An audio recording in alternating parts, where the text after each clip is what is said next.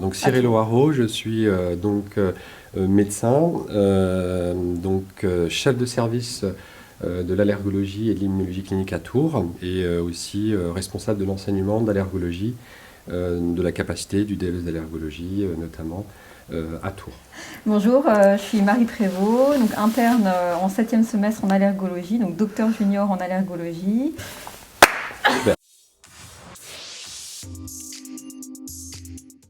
En fait, j'ai fait des études de pharmacie et donc que j'ai terminé, donc j'ai été thésée. J'ai travaillé 5 ans dans le domaine de la pharmacie et après j'ai repris mes études en médecine via la passerelle. J'ai fait mon externat sur Tours, donc à la faculté de médecine de Tours.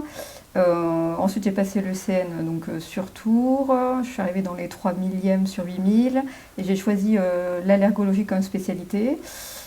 Pourquoi? Pour la transversalité de la spécialité, pour l'intérêt pour l'immunologie et puis pour la qualité de vie potentielle du métier d'allergologue. J'ai commencé moi la médecine par la pédiatrie, donc j'ai été pédiatre dans une ancienne vie. Et puis je me suis reconverti à l'immunologie et à l'allergologie, d'abord par ce qu'on appelle un DESC, donc un diplôme d'études complémentaires spécialisées. Et puis on a milité pendant des années pour la création d'une nouvelle discipline qui est l'allergologie, qui a été créée en 2017. Et donc Marie est la première interne d'allergologie, donc de ce DES d'allergologie, dont je suis le responsable.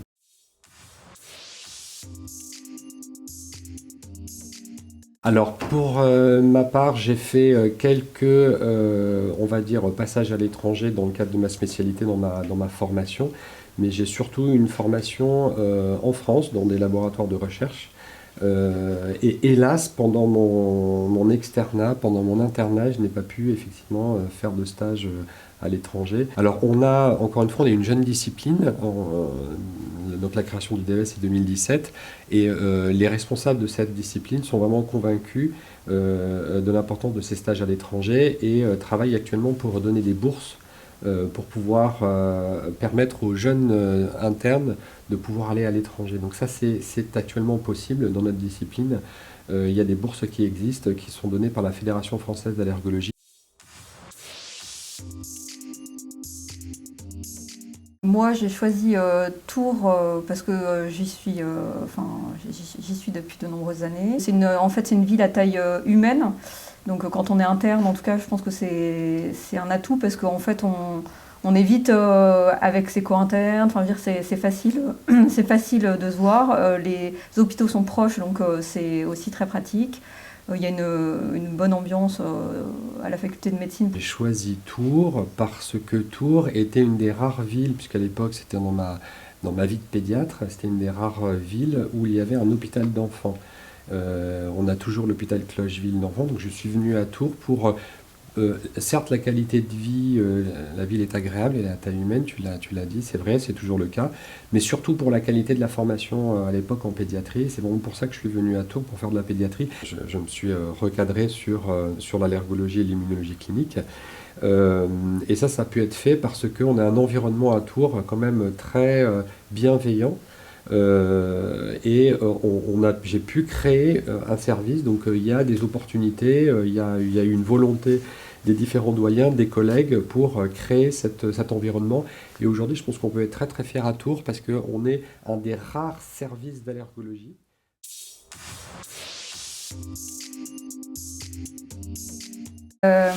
Donc la maquette de l'allergologie, c'est donc en phase socle un stage en allergologie et un stage en médecine interne. Puis en fait on a donc 2 ans, donc phase d'approfondissement où on doit faire au minimum 1 à 2 stages en allergologie et après on a le choix pour faire soit un stage, donc on a le choix entre la pédiatrie, la pneumologie, la dermatologie, l'immunologie laboratoire. Donc ça, c'est vraiment très très riche parce que du coup, on peut vraiment soit se spécialiser faire plus, par exemple, de la dermato-allergologie si on le souhaite, ou sinon faire un petit peu de tout. C'est vraiment une formation très transversale. Et ensuite, en phase de consolidation, donc docteur junior, on a 1 an à faire en allergologie. Et on peut le faire, en tout cas ici, on a la possibilité de le faire en libéral, à mi-temps en libéral ou hospitalier. Donc ça donne vraiment une richesse à la formation super importante. Alors les FST, pour le moment, elles ne sont pas très très nombreuses en allergologie. On a la possibilité de faire une FST en pharmaco, il me semble, c'est pharmaco. Alors moi, comme je suis pharmacien, c'est vrai que je ne me suis pas vraiment intéressée, mais en tout cas, il y a la pharmaco. Et sinon aussi, urgence pédiatrique qu'on peut faire aussi. On est en attente de voir si on ne peut pas développer d'autres FST. Voilà, mais pour le moment, c'est vrai que comme c'est une nouvelle spécialité, c'est en cours de développement.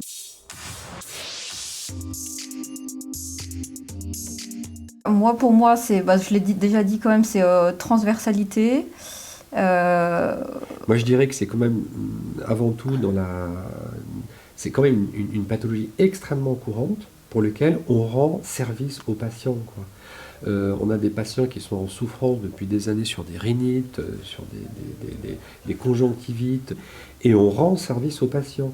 Quand un patient va vous dire « moi j'ai plus d'odorage, voilà, et je me suis habitué », et quand vous le traitez, il vous dit « ah mais docteur, j'avais oublié le goût des aliments, j'avais oublié le goût des fleurs, des plantes », on est content de notre journée. Et il y a un côté effectivement dans le métier très valorisant parce que on rend service et on s'en rend compte et les gens sont contents. Voilà, on n'est pas toujours annonciateur de mauvaises nouvelles. Et puis, on a parfois à prendre en charge des patients extrêmement graves, notamment des allergies alimentaires. Certains peuvent mourir avec des petites doses, et donc ils sont extrêmement... voilà, c'est une qualité de vie qui est très, très, très difficile. Eh bien, on arrive à les aider, ces patients-là. On arrive parfois même à les guérir. On fait des désensibilisations. Et c'est très valorisant pour nous en tant que médecins. Et pour les patients, on leur rend vraiment service. Donc, c'est un beau métier. Parce qu'à la fin de la journée, on est content de ce que l'on a fait quand même, dans une majorité de cas.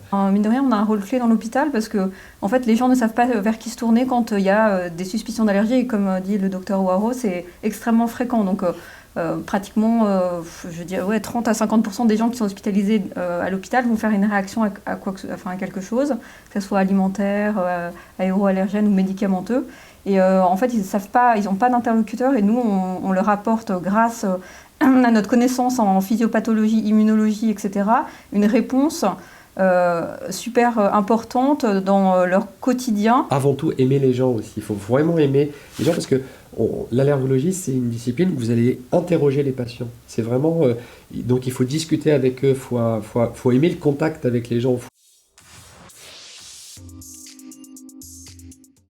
Oui, je pense qu'il faut aimer en effet le travail de recherche, d'expertise, s'intéresser, être curieux, parce que c'est une spécialité en pleine expansion, en pleine évolution. Il va y avoir de plus en plus de patients allergiques, on le sait, dans les années futures. Donc...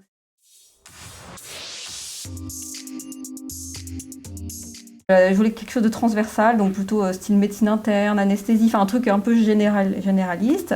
J'avais le choix sur pas mal de choses. Après, je voulais quand même une bonne qualité de vie. Après, ça exclut quand même les spécialités où il faut travailler d'arrache-pied, tout ça. Mais bon, en même temps, je suis quand même bosseuse. J'ai un peu envie de travailler à l'hôpital, mais en même temps un petit peu en libéral. Donc la spécialité, ça correspondait super bien à mes critères. Ça laisse énormément de possibilités. L'intérêt pour l'immunologie était aussi très présent. Tout simplement à l'occasion de rencontres au cours de mon activité professionnelle en tant qu'interne.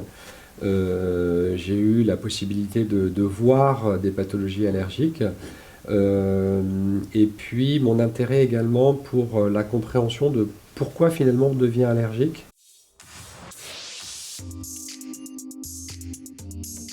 C'est une discipline où, encore une fois, très très valorisante au niveau professionnel parce que on apporte des solutions aux patients. Donc ça, c'est un point très très positif. Donc discipline, même si c'est de l'allergologie, ça touche le respiratoire, ça touche la peau, ça touche éventuellement le tube digestif.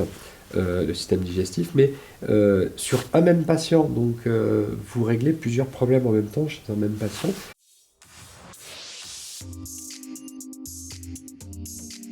Peut-être pas à Tours. Les points négatifs, c'est quand on découpe justement la discipline en morceaux.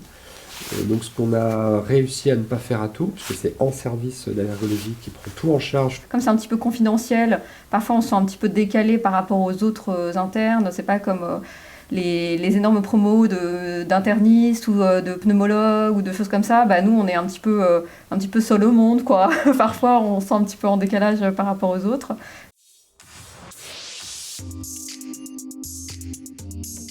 Beaucoup de patients qui viennent à l'hôpital pour des avis allergologiques qui sont différents par rapport aux patients qui sont venus en ville. Donc nous, on voit des patients un peu plus graves, avec des choses parfois pas très évidentes. Et donc, lorsque l'on met en évidence, on confirme une allergie, ces patients-là ont tendance à les garder longtemps parce qu'on va leur mettre en place des traitements parfois un petit peu plus... on va dire un petit peu plus compliqué, et ça nécessite un suivi au long cours. Et puis on a tout un tas de patients pour lesquels on va faire un diagnostic autre que de l'allergie. Donc ça peut être des pathologies, je sais pas moi, des déficits immunitaires, des vascularites, tous les diagnostics différentiels des maladies allergiques. Et à ce moment-là, on va les réorienter vers des disciplines. On peut déjà dissocier deux situations. On a les enfants et puis les adultes. Donc effectivement, quand on a un enfant, ça c'est vraiment du domaine de la pédiatrie. Les choses sont un petit peu plus compliquées, mais pas tant que ça. C'est-à-dire qu'on doit à la fois expliquer à l'enfant ce qu'il a, en fonction de son âge, mais surtout convaincre les parents. Voilà. Donc notre responsabilité, c'est de faire en sorte que les messages soient clairs, soient bien compris, et que les prescriptions soient bien suivies. Et là, c'est toute la difficulté que l'on a dans la médecine en général, c'est de faire en sorte que les patients adhèrent au traitement. Je pense que ce qui est très très important pendant l'internat, enfin en tout cas moi ça m'a beaucoup servi, c'est de passer dans les autres services de spécialité. C'est-à-dire que moi je suis passée en dermatologie, en pneumologie, en médecine interne. Et pour moi ça a été des stages extrêmement formateurs pour justement acquérir une bonne base pour tout ce qui est diagnostic différentiel et justement être à l'aise avec les autres, enfin tout ce qui est organes, les organes les plus souvent atteints dans l'allergie. Et je pense que ça c'est quand même indispensable pour une bonne formation d'un allergologue. Donc du coup ça aurait pu être une difficulté, mais ça n'en est. Classiquement il n'y a pas de souci particulier parce qu'on utilise souvent les produits, enfin je veux dire les mêmes médicaments. Par contre c'est vrai que là il y a la mise en place de pas mal de médicaments sous ATU où là je me sens un petit peu moins à l'aise parce que c'est des pathologies rares type angioœdème radicinique, parce qu'on est centre de référence pour les angioœdèmes sur le CHU, donc des patients qui ont des œdèmes récurrents, etc. Et là, c'est vrai que c'est des thérapeutiques un petit peu plus compliquées à mettre en place, qui coûtent très cher. Donc là, bien sûr, je m'en réfère à mes seniors.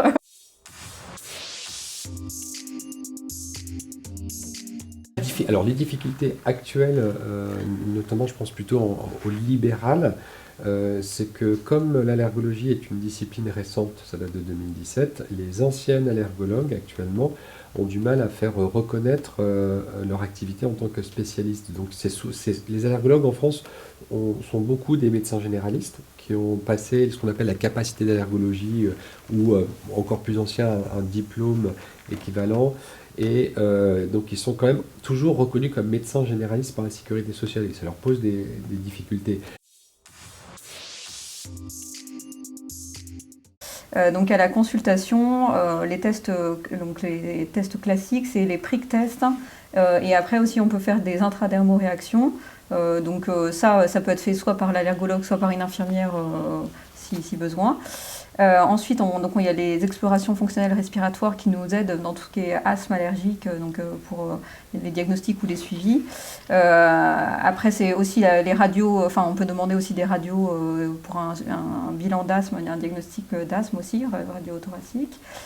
Et après, tout ce qui est donc toxidermie, comme je vous en ai parlé tout à l'heure, tout ce qui est biopsie cutanée, c'est important de les faire en cas de toxidermie, donc on peut faire ces gestes-là. Et après, tout ce qui est dans la partie hôpital de jour, donc là, nous, on fait donc les tests cutanés comme en consultation, et après les tests de réintroduction des médicaments, donc qui sont faits en hôpital de jour ici à Bretonneau, sous surveillance médicale et avec une infirmière, pour vérifier s'il y a vraiment une allergie ou pas. Donc c'est ce qu'on appelle le gold standard en allergologie. Puis après, il y a la biologie. Dans la biologie, on Oui. a des tests spécifiques pour l'allergologie qui sont ce qu'on appelle les dosages des IgE spécifiques.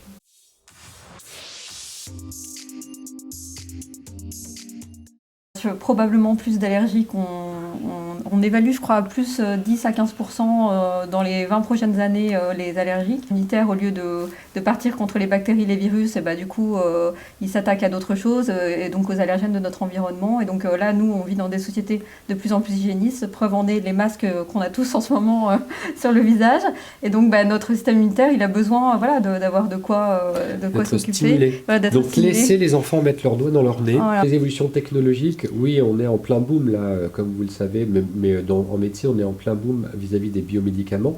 Donc maintenant, on arrive à avoir ce qu'on appelle des thérapies ciblées, c'est-à-dire on est capable d'aller bloquer une molécule qui est clé dans l'induction de cellules inflammatoires. On connaît de mieux en mieux la physiopathologie des maladies allergiques. On a dans l'arsenal thérapeutique des molécules, on va dire, on cache la misère, c'est-à-dire qu'on cache les symptômes, donc on a des traitements symptomatiques, mais aujourd'hui on évolue vers des traitements curatifs, où on va réintroduire l'allergène, c'est ce qu'on appelle les désensibilisations, et l'évolution, ça va être dans quelques années, c'est pour ça que l'allergologie est très attachée à l'immunologie. Eh bien, on commence à faire des associations d'immunothérapie classique.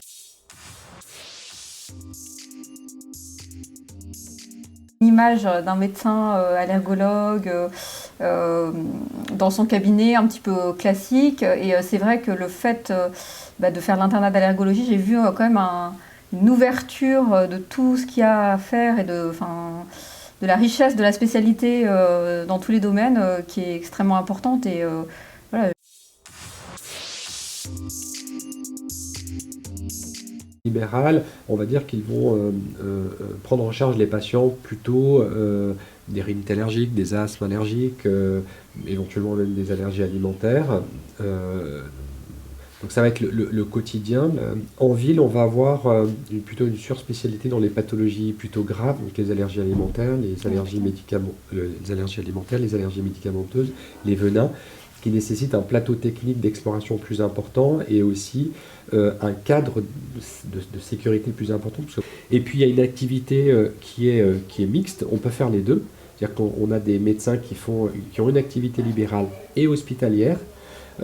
Et ça va dépendre en fin de compte de l'environnement local, hospitalière et de recherche, un petit peu comme celle que je réalise moi, où on a une double casquette, c'est-à-dire qu'on anime, on prend en charge les patients, on prend en charge l'éducation des plus jeunes, et on prend en charge aussi la recherche allergologique.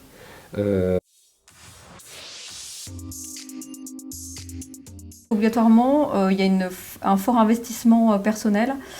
Quoi qu'il en soit, alors même si je pense que c'est une spécialité où il y a un peu moins d'astreintes, etc., moi je veux dire, c'est très très important dans ma vie. Je veux dire, ça prend quand même énormément de mon temps.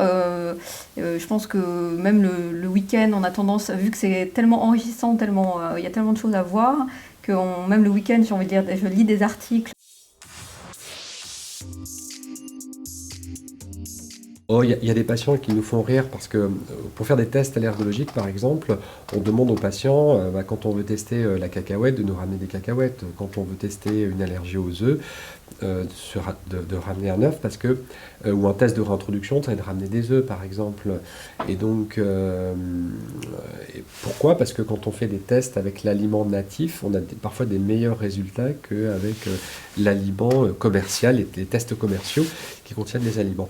Et puis de temps en temps, on voit des patients qui râlent parce qu'ils nous disent non, mais on va pas vous ramener des cacahuètes pour l'apéritif ou quoi, vous rêvez ou quoi? Ou une dame qui vient en nous ramenant un poulet parce qu'elle dit mais vous en avez peut-être marre de manger des œufs, donc on a changé, on vous a ramené des poulets, quoi. Tout à l'heure, l'allergologie, nouvelle discipline. discipline très riche, très transversale, une discipline où il faut aimer aller au contact des gens, aimer discuter avec les gens, chercher les informations. C'est une discipline où on réfléchit beaucoup, où on se pose beaucoup de questions. Là, Marie? Plein d'opportunités. Un peu c'est un champ de possibles énorme qui sont un petit peu méconnus. Je pense que ça vaut le coup de... Tout en respectant la qualité de vie. Voilà, ça vaut le coup de s'y intéresser. Voilà. Ouais. Merci à vous. Merci.